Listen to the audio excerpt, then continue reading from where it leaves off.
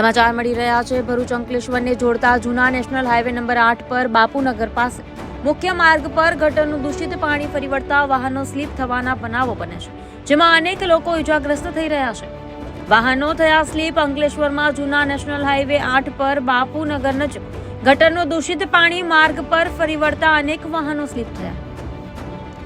ભરૂચ અંકલેશ્વરને જોડતા જૂના national highway number 8 પર બાપુનગર પાસે મુખ્ય માર્ગ પર ગટરનું દૂષિત પાણી ફરી વળતા વાહનો સ્લીપ થવાના બનાવો બને છે, જેમાં અનેક લોકો ઇજાગ્રસ્ત થઈ રહ્યા છે।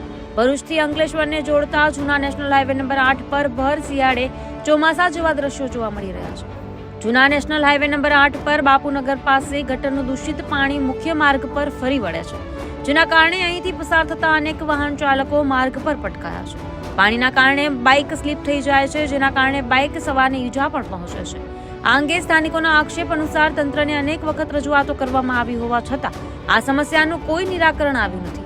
છેલ્લા 15 દિવસથી આ પરિસ્થિતિનું નિર્માણ થઈ રહ્યું છે। અંકલેશ્વરથી ભરૂચને જોડતા આ માર્ગથી રોજના સેંકડો વાહન ચાલકો પસાર થાય છે, જેઓએ અકસ્માતનો ભોગ બનવું પડે છે। ત્યારે આ સમસ્યાનું વહેલામાં વહેલી તકે નિરાકરણ આવે તેની સ્થાનિકો માંગ કરી રહ્યા છે। બ્યુરો રિપોર્ટ નઈમ દિવાન, ન્યૂઝ ટુડે। મારું નામ યુસુફ સિકંદર ગરસિયા, હું અહીંનો રહેવાસી છું।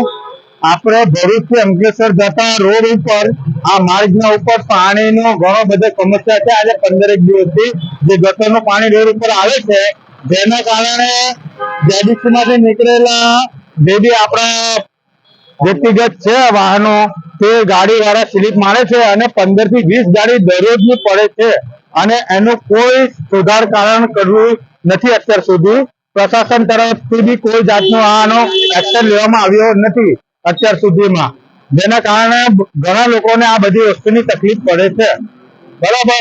અને બીજી વસ્તુ કે આ વસ્તુનો જલ્દથી જલ્દ આનો એક્શન લેવામાં આવે। ઘણા લોકોને બહુ ઈજા થાય છે, આના લીધે બહુ લોકોને વાયદું કર્યું છે, અત્યાર સુધી કોઈ કંઈક એક્શન લીધું નથી।